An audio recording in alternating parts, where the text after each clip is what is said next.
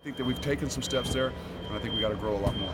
Is it easier to get the guys to focus this early on, especially when they've been hankering to get It's back a little at bit easier to get them to focus when we got a nice comfort in here with the facility. Last year we were outside a little bit more. I think the average temperature is about 34 degrees. So in order for us to get a lot of things done, we're not just sitting here trying to pound them and see who's the toughest guy. We did that through the winter and a lot of the things that we challenged them with. Now it's about their growth as a football player. So they understand that. I think that's a big deal to them to understand what and why we're doing things. And so the expectations we have for them, I think they're starting to understand who we are and what we're really expecting of them.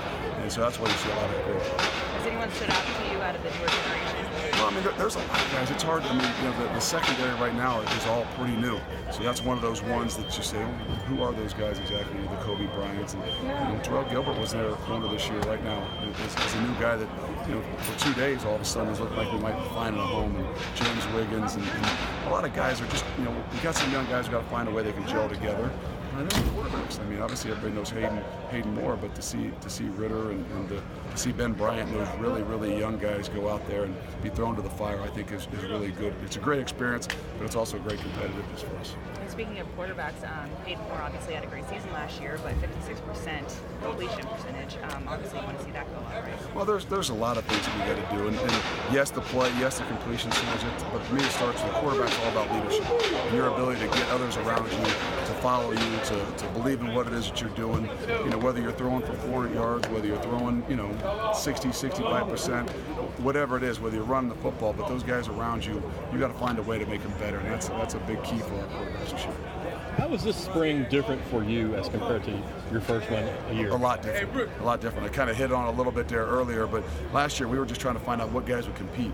We had probably a little bit too much fighting going on out there, but really we were just trying to see. We were kind of pushing them to the limits and to see what guys had really deep down inside. And reality is, and we got competitors. We got guys that love to play the game of football. Now, can we develop football players? And I think that's where we have an opportunity. It's much different than last spring, as our focus is a lot different, as opposed to just installing the things that we need, finding out who's really going to scratch and claw and have that competitive spirit that we're looking for to really truly building football players. Are you finding that it's easier? Well, I don't know if it's easier. It's just different. I think the focus as a coaching staff, I think the focus for myself is just different. And we got to make sure we got to do a great job of communication with these guys. And when they understand what it is we're doing and why we're doing it, I think they can obviously put their mind to the things we expect them and use and focus their energy. Because we had a scrimmage on Saturday, and it wasn't just a scrimmage. We had an hour and a half practice before it. And then last year, all they would have thought, we couldn't even have practiced before, because all they would have thought about was scrimmaging.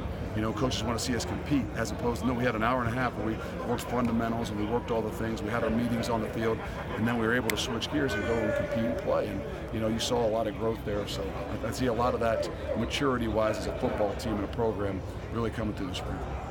A guy like Malik Van, you started him inside, and then now he's kind of bounced outside. Is it just a matter of getting him looks and seeing where he might fit best? It's a lot. I think that's what we're talking about in the development of football players. Last year it's hard to figure out in your first, whether it's a young guy or a guy that's big.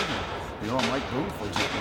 We didn't have Mike in the spring last year, so to really kind of figure out what it is that he can do that year advance, whether it's a new guy coming in, we're about developing a football player, and sometimes that means moving him around just to find out. Gilbert's been a guy that's been 3 or 4 different positions since we've been here, and hopefully we're kind of zeroing in on a home so we can develop and push him to be a better football player, not just all the other intangible, competitor and things like that, but to take the next step to helping our program. Charles McClellan had a good day on Saturday.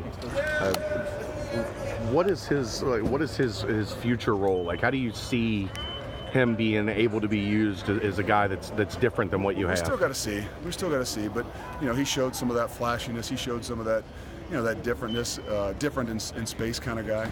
Right now with Dokes and Warren, we know they're big physical guys who can run the ball downhill.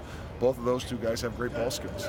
I don't know that Charles just yet has the ball skills, but he has the different elusiveness that can give us a little bit more of a 1-2 and a 3 punch. So we know darn well we can't do it with one guy, so we got to find a way to be able to work them all and find out what their strengths are.